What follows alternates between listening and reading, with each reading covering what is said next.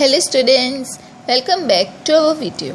So from the last video we started with the revision of first chapter. In that the last that we discussed was about the causes of business risk. So now let's start with the next topic, that is profession. Meaning of profession. Profession means a person with specialized skills, knowledge, training and professional education renders means provides services and in return receives fees. It is called profession. For example, chartered accountant, doctor, lawyer, solicitor. Correct? They all are professional persons because professional skills is required to be a doctor, to be a lawyer, to be a chartered accountant, and they provide services to the people and in return they receive fee. Correct? Therefore that is known as profession. We can say that doctor, lawyer, chartered accountant, solicitor are all the professions because for this kind of profession it requires specific skills, knowledge, training. Without that a person cannot be engaged in any profession. That is known as profession. So now let's see the characteristics. First characteristic is a professional has to obtain specialized knowledge, skills and professional education. Second is he charges fees for the providing services. However, the standard of fees varies as per his skills, knowledge and experience. Third is the primary objective of a profession is to render services, means is to provide services to the people. Then fourth is it is an independent activity for earning. Fifth characteristic is the professional activity has no relation with the production but it satisfies the personal and business needs. For example, a lawyer presents a case in the court on behalf of the client and in return charges fees. Sixth characteristic is it is the essential to obey. Obey means to follow the code of conduct laid down by the respective professional association. And the last characteristic is monetary return remains uncertain in profession. So this was the meaning and characteristic of profession. Now next is employment. Employment means job. It is an economic activity performed in return for a fixed salary where work is assigned as per the contract. For example, a teacher teaching in a school or a government employee. All are the example of employment. Employment means job and they have a fixed salary every month. That is known as employment. Now let's see the characteristics of employment. So the first characteristic is fixed salary is paid at fixed intervals in return of physical or mental work. Second is certain other benefits are available in addition to the salary. For example, medical allowance, pension, etc. Third is to perform the assigned work as per the contract under the control of the employer.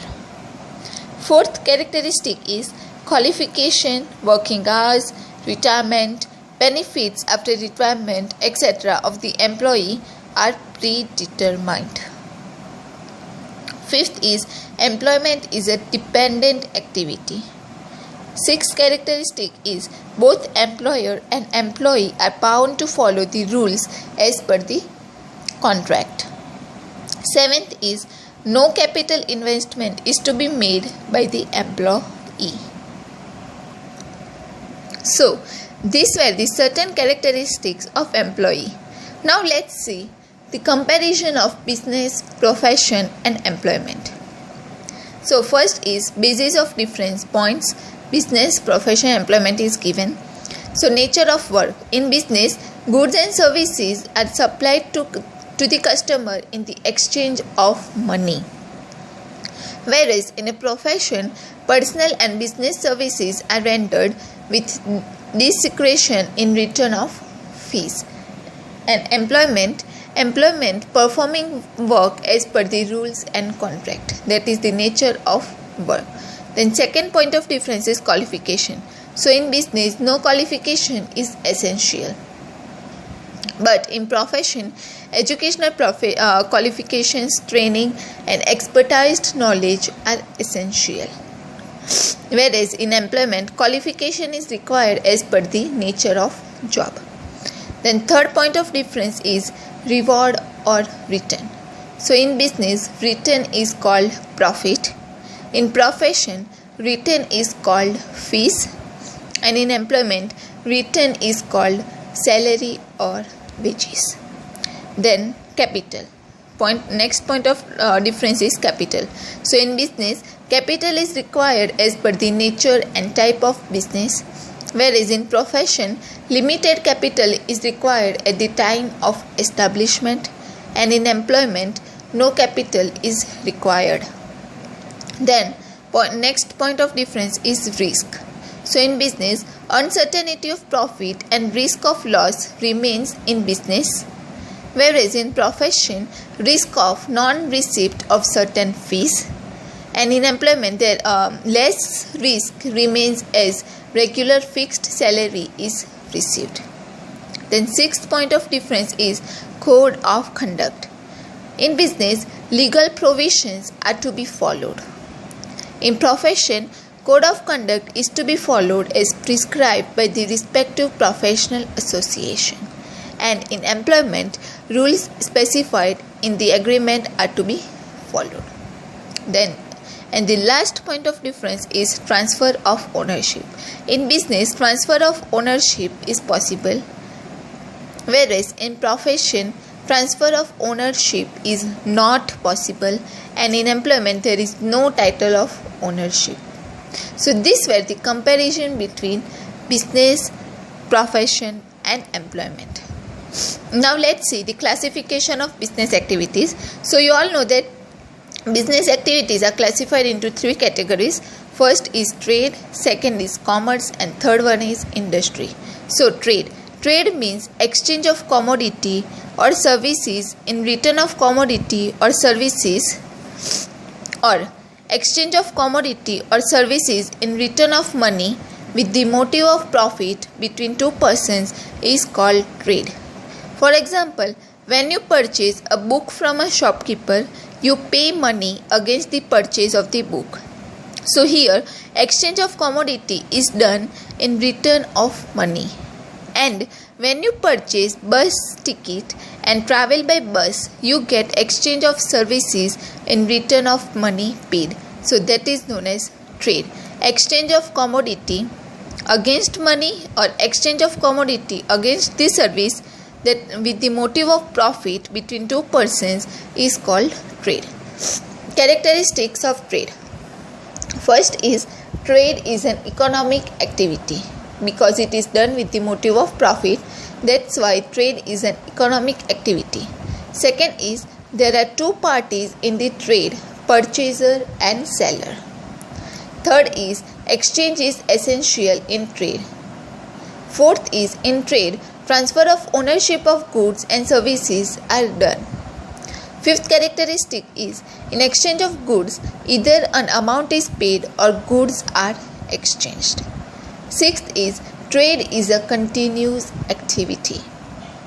Then the value of goods or services is determined in terms of money, and the last characteristic is trade is a legal activity.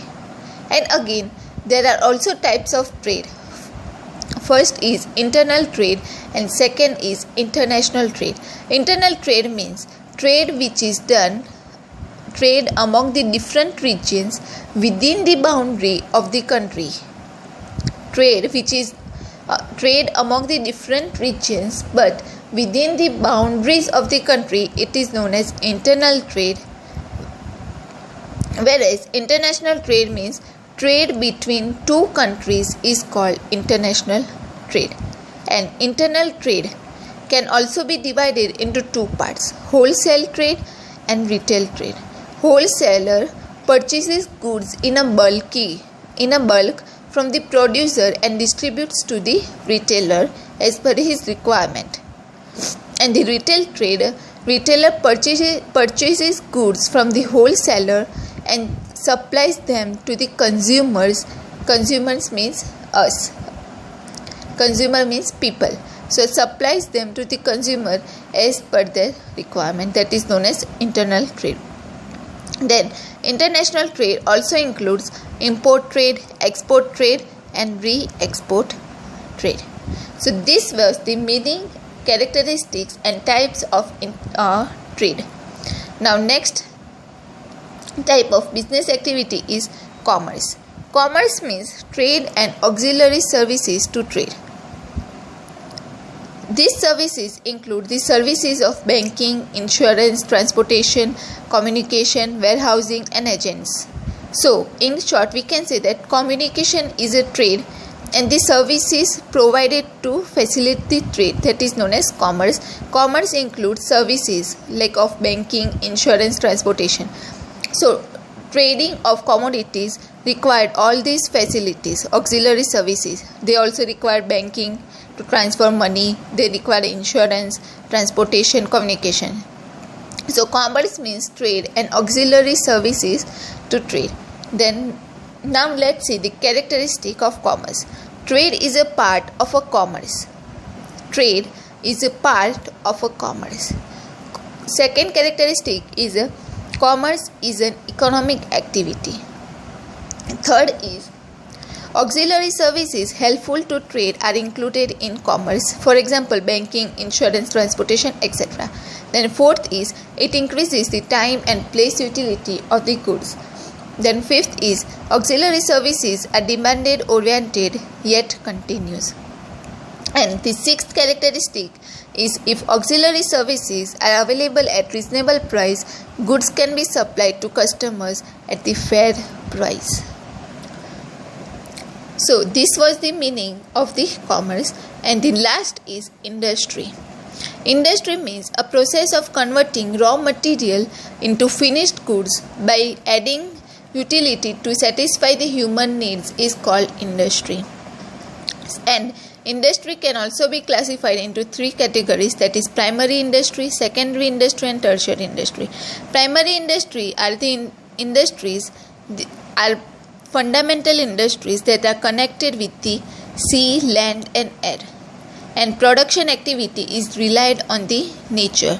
Therefore, agriculture, animal husbandry and poultry farming are connected with the land and fisheries are connected with the sea. So, primary industry are connected with the sea and land and air. Whereas secondary industry means various types of machines and technology are used. Here, a natural wealth is processed to make it consumable and is supplied to the consumer. For example, fertilizer industries, color and chemical industry, steel industry, etc. Then third type is tertiary industry. So, it has a wide scope. It provides help and services to primary and secondary industry, and besides this, it is also very near to the customers. The product obtained from the primary industry and secondary industry are made more consumable for customers with different processes. For example, dairy industry, cold drinks industry, bakery industry and so on. So, tertiary industry also includes the services of banking, insurance, transportation, warehousing, agents, communication, etc. Let's understand with this simple example, primary, secondary, tertiary. For example, production of a wheat is a primary industry because production of wheat is connected with land, correct? So, production of a wheat is a primary industry. Then, production of a flour from wheat, because wheat is processed with the help of the machine and out of wheat flour is made. Therefore, production of flour from the wheat is a secondary industry because machinery is used. And the production of bread, biscuit from the flour is a tertiary industry. So this was the meaning and classification of industry. So now we are done with the revision of the first chapter. In the next video, we would start with the revision of second chapter. And if you have any questions or any doubts, please feel free to comment below the video. Thank you.